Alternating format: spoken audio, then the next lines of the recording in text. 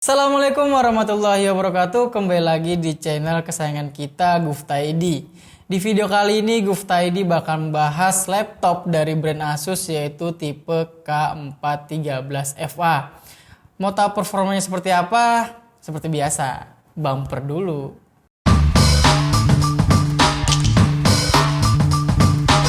Nah, di depan saya ini sudah ada laptop Asus VivoBook K413FA.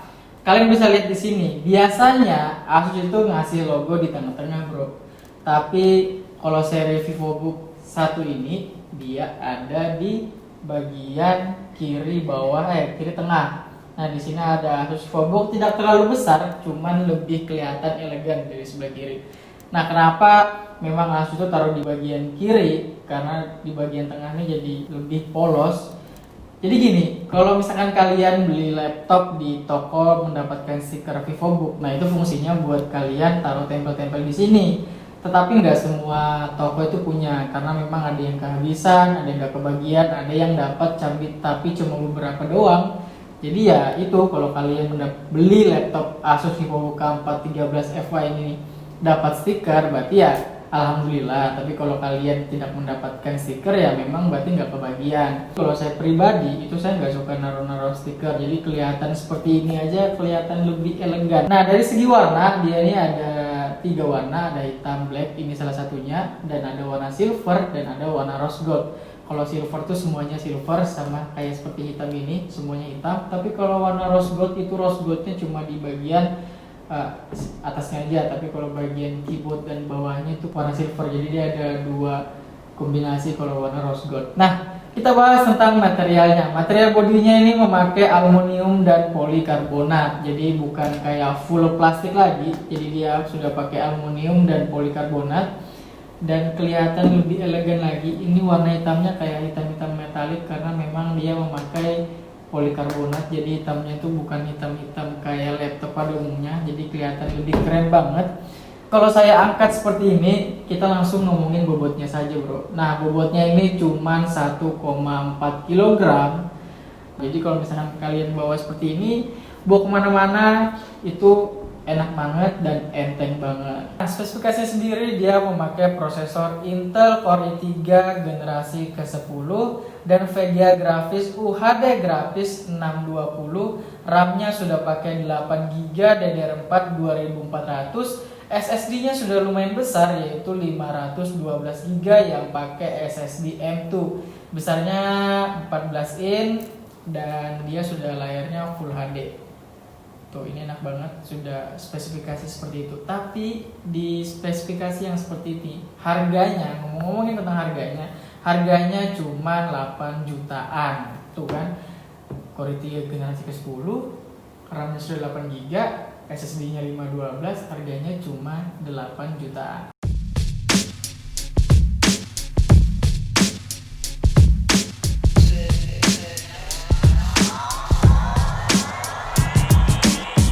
Di bagian kanan ada USB 2.0 dan slot micro SD-nya, dan di bagian kirinya ada DCI, ada HDMI, ada USB 3.2, ada tipe C dan jack audio. Jadi ini lumayan lengkap. Ini ada USB-nya dan micro SD-nya, dan di sini ada DCI-nya, ada HDMI dan tipe C-nya. Tapi masih pakai DCI, bukan pakai tipe C sih.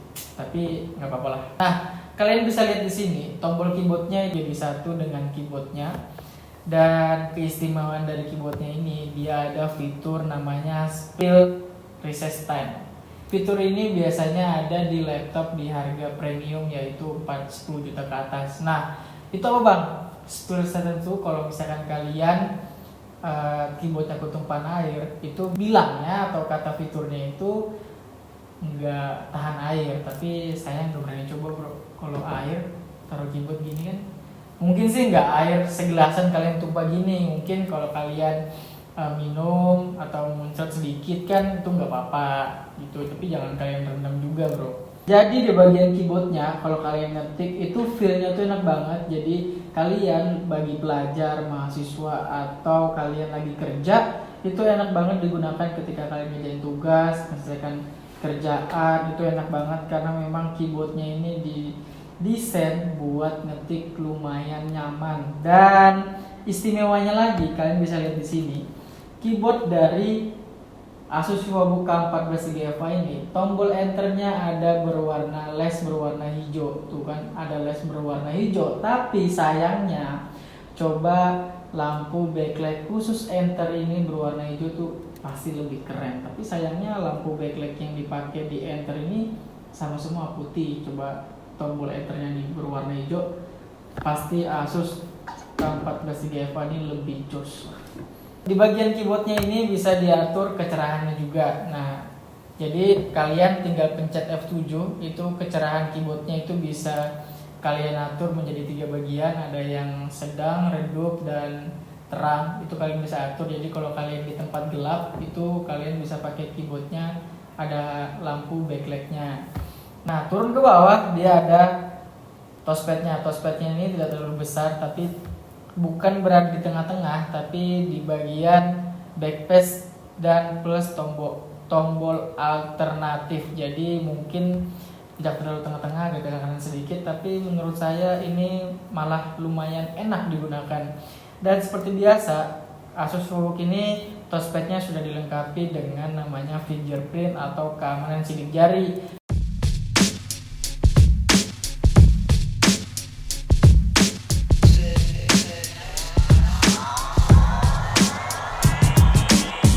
Layarnya sudah memakai layar Full HD 1920 x 1080 px, tapi masih memakai 60 Hz dan 45% NTSC dan memakai panel IPS level.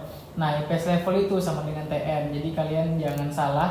Kalau layarnya itu IPS, cuma IPS saja itu berarti real IPS, tapi kalau kalian mendapatkan spesifikasi layar IPS level itu sama dengan TN. Jadi IPS level ini yang digunakan oleh Asus K413FA ini memakai IPS level yang sama dengan TN. Jadi kalau kalian buat editing itu menurut saya pribadi itu kurang recommended, karena memang pemakai editing atau menggunakan editing render itu memang warnanya, gambarnya harus sesuai. Kalau kalian lihat dari sebelah kiri, dari sebelah kanan itu harus sesuai. Jadi kalau kalian editor, editing atau pekerja buat ngedit yang kelasnya hack ya, itu kurang rekomendasi. Tapi kalau kalian masih pemula belajar basic, motong-motong atau ngedit segala macam yang tidak terlalu pro, itu menurut saya pribadi tidak ada masalah. Dan kalian kalau buat nonton sih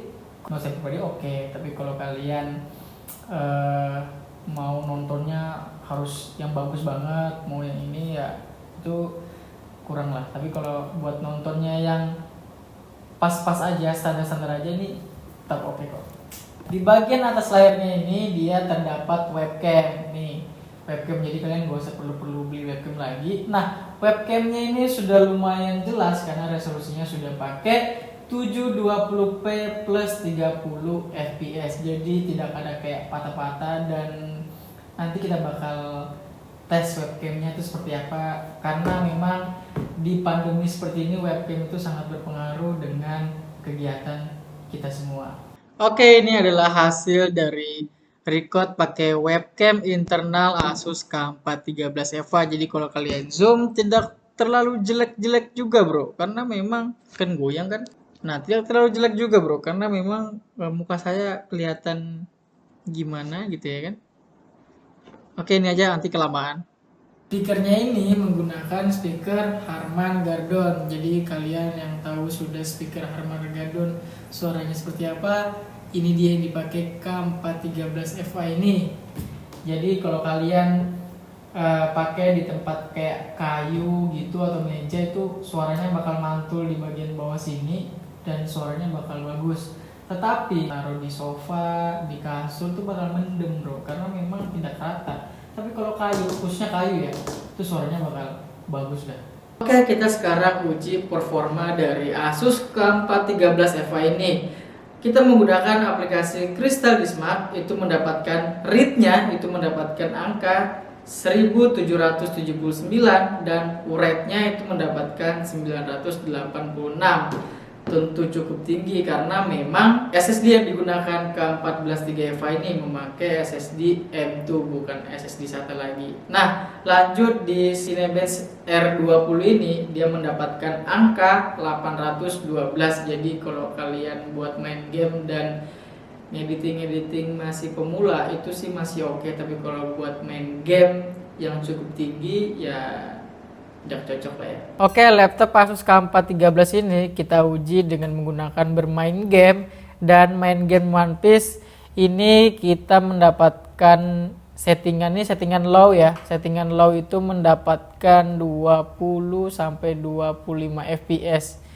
Ya menurut saya pribadi cukup patah-patah sih kalau kalian main game ini, karena memang laptop ini diperuntukkan buat kerjaan, buat ngetik-ngetik, bukan buat bermain game yang berat-berat seperti ini bro. Nah satu lagi, dari casingnya ini atau dari laptop K143FA ini, dia tidak ada yang namanya ergo lift yang ada biasanya di laptop A412 dari Asus juga, tapi ini nggak dapat. Jadi feelnya itu nggak dapat karena memang kalau kalian ergo liftnya itu ada yang diangkat seperti ini itu, dan keyboardnya terangkat sedikit di bagian belakang, itu feelnya pasti dapat banget. Tapi menurut saya pribadi nggak apa-apa lah, karena memang harganya di range harga 8 jutaan rupiah mendapatkan laptop yang mewah seperti ini. Pemakaian saya pribadi, saya mungkin pakai sekitar 10 hari sampai 15 hari. Kalau saya ngetik-ngetik itu enak banget, feelnya itu enak banget, dan saya bawa kemana-mana itu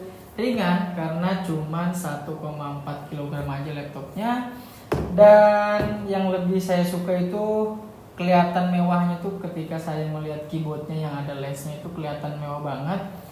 Tetapi yang sangat saya sayangkan, yang pertama dia tidak ada tambahan hard disk internalnya. Jadi kalau kalian SSD M2-nya itu sudah penuh dan kalian mau tambah slot hard disknya, itu nggak ada slot hard disknya bro. Jadi kalian harus beli lagi.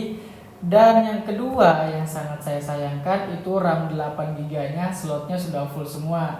Jadi RAM 8GB di laptop K143FA ini sudah ada 2 slot yang terisi 4GB kali 2, yaitu 4GB sama 4GB. Tapi kalau kalian mau upgrade RAM-nya bisa, kalian bisa copot 4GB nya dan ganti dengan 8GB nya. Tetapi yang 4GB nya ini nganggur, sayang sih, kecuali kalian jual lagi. Oke, mungkin itu saja review laptop Asus K413FA versi Gufta ID. Kalau ada kekurangan kalian tulis di kolom komentar, dan kalau ada masukan tulis komentar juga. Jangan lupa subscribe, like, dan share video ini agar video atau Gufta ID semakin berkembang. Terima kasih. Assalamualaikum warahmatullahi wabarakatuh.